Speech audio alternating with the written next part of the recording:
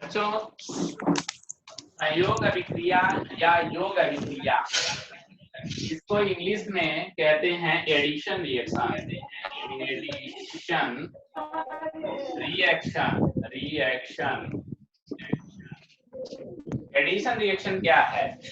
जब हम कई पदार्थों को मिलाते हैं, एड मीन्स क्या होता है? जोड़ होता है ना। एड मीन्स जोड़। जैसे हम 4 + 3 + 2 बराबर करते हैं तो क्या होता है? 9 हो जाता है ना। तो क्या हुआ? कई पदार्थों को कई संख्याओं को जोड़ने पर केवल एक उत्तर आता है। ठीक इसी प्रकार अभिक्रियाओं में यदि हम कई पदार्थों को मिला दें और केवल एक ही उत्पाद प्राप्त हो, तो ऐसी अभिक्रिया को योग अभिक्रिया या संयोग अभिक्रिया भी कहते हैं। जैसे मैं एक एग्जांपल लेता हूँ।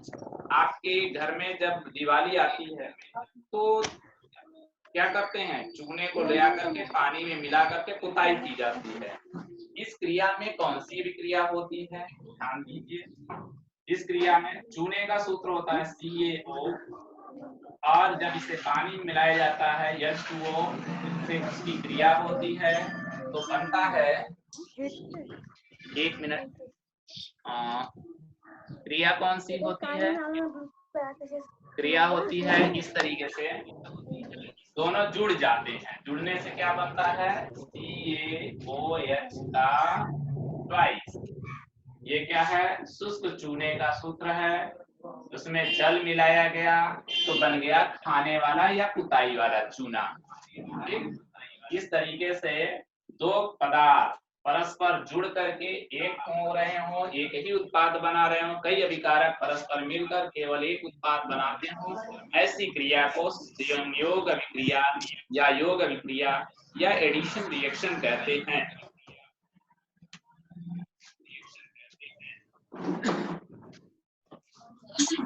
हम एक और एग्जाम्पल, अच्छा, इस समीकरण में अभी इसको हम संतुलित समीकरण नहीं कर सकते, नहीं कर सकते क्योंकि जो हमने कैल्शियम ऑक्साइड लिया है यानी चूना लिया है वो किस अवस्था में होता है?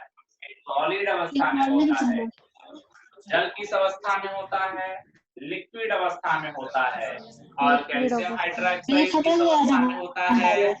तो वह जल में घुला होता है, इसलिए AQ लिखेंगे, AQ इस तरीके से लिखेंगे। साथ में आपने देखा होगा कि चूने को जब पानी में डालते हैं तो ऊष्मा निकलती है, गर्मी निकलती है, गर्म हो जाता है, खौलने लगता है। तो इसमें क्या होता है? ऊष्मा का भी प्रदर्शन किया जाएगा कि ऊष्मा भी निकल रही है, और इस तरीके से यह समीकरण संतुलित हो जाता है। हम इसको बिना बुझा चूना कहते हैं, ये जल है, और ये जो है बुझा हुआ चूना भी कहलाता है, इसको खाने वाला चूना भी कहते हैं।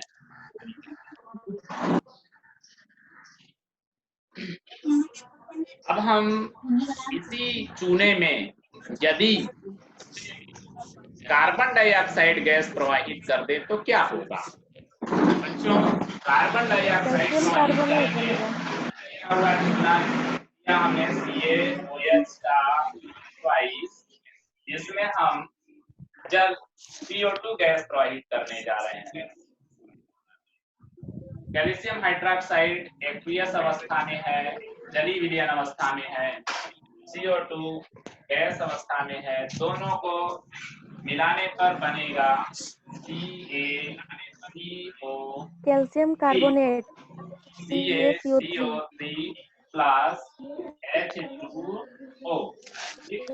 इस तरीके से आपने देखा कि जो कैल्शियम कार्बोनेट है वह अवक्षिप्त अवस्था में प्राप्त होता है, तो हम इसको लिखेंगे सॉलिड स्टेट, और जल प्राप्त होता है वह है लिक्विड स्टेट में। तो यह क्रिया योग अभिक्रिया नहीं है। क्यों नहीं है? क्योंकि यहाँ दो उत्पाद बन गए, दो अभिकारक मिलाने पर दो उत्पाद बने। ठीक है, इसको हम योग अभिक्रिया नहीं कर सकते, केवल ऊपर वाली क्रिया यानी ये रिएक्शन की योग अभिक्रिया कहलाएगी। एक और एग्जांपल लेते हैं, जैसे कोयले को जलाएं।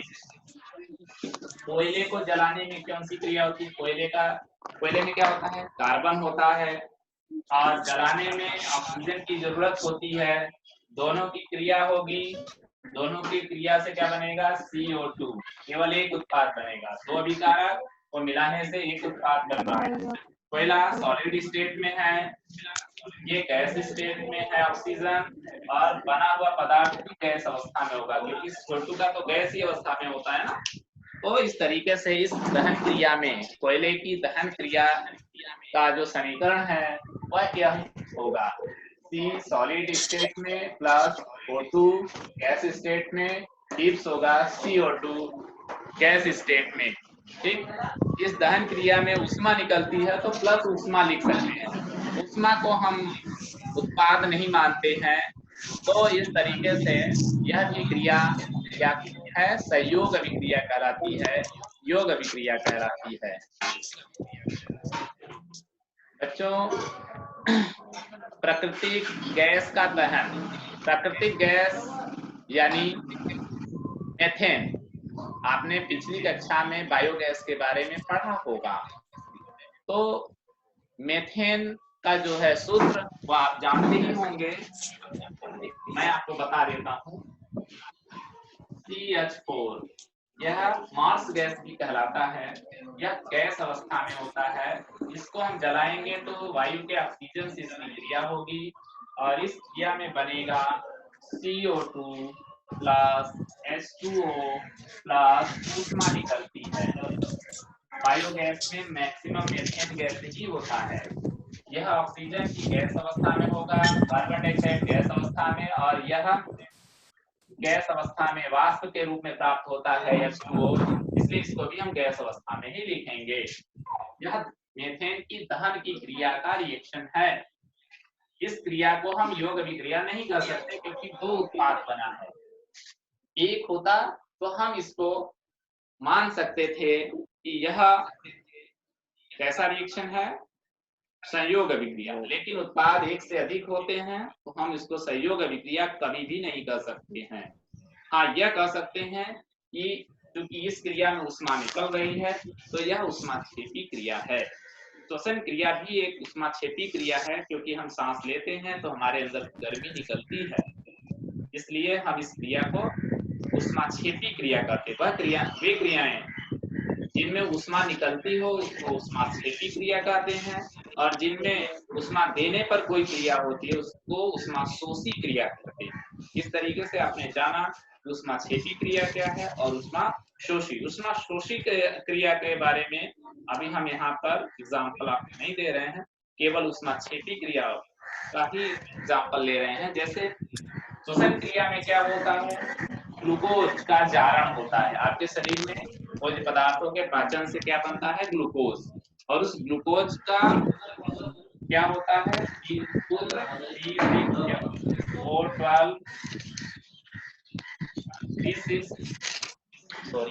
C6H12 होता है, C6H12O6। इसका वायु के ऑक्सीजन, हम सांस लेते हैं तो उसमें ऑक्सीजन ही ग्रहण करते हैं, इसकी क्रिया में बनता है CO2 प्लस H2O।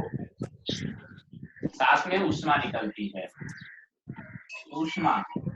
तो बच्चों, यह किस अवस्था में होता है, लिक्विड अवस्था में होता है। ऑक्सीजन गैस अवस्था में होता है, ये भी गैस अवस्था में, और ये जो है लिक्विड स्टेट में आपके बॉडी में होता है। ग्लूकोज में कार्बन कितने हैं, 6 हैं, तो यहाँ भी 6 लिखना पड़ेगा। 6 का गुणा कर देंगे तो संतुलन हो जाएगा। ऑक्सीजन, यहाँ पे हाइड्रोजन कितना है, 12 है। अगर हम यहाँ 6 लिख दे तो 6 दूना 12 हाइड्रोजन संतुलित हो जाएगा। अब हम ऑक्सीजन को संतुलित करेंगे। ऑक्सीजन कितने हैं, तो इस साइड में देखिएगा 6 और 6 दूना 12, 6 18 ऑक्सीजन है, तो यहाँ 18 करने के लिए हम 9 का मल्टीप्लाई कर देंगे। इस तरीके से जो क्रियाएं हैं, क्रिया का जो समीकरण है वह संतुलित हो जाता है। हमने देखा कि ग्लूकोज का जब हम सांस लेते हैं इसकी ऑक्सीजन से क्रिया होने से कार्बन डाइऑक्साइड बनता है, जल बनता है और ऊष्मा निकलती है। ठीक है बच्चों, तो इस क्रिया में को हम योग अभिक्रिया कह सकते हैं या नहीं कह सकते? तो इसको भी योग अभिक्रिया नहीं कर सकते हैं, संयोग अभिक्रिया नहीं कर सकते हैं, क्योंकि यहाँ दो उत्पाद बने हुए हैं। केवल एक उत्पाद होगा तभी हम उस क्रिया को संयोग अभिक्रिया कहेंगे। हाँ, इस क्रिया को ऊष्माक्षेपी क्रिया कह सकते हैं, क्योंकि यहाँ ऊष्मा निकल रही है। ठीक है बच्चों, धन्यवाद।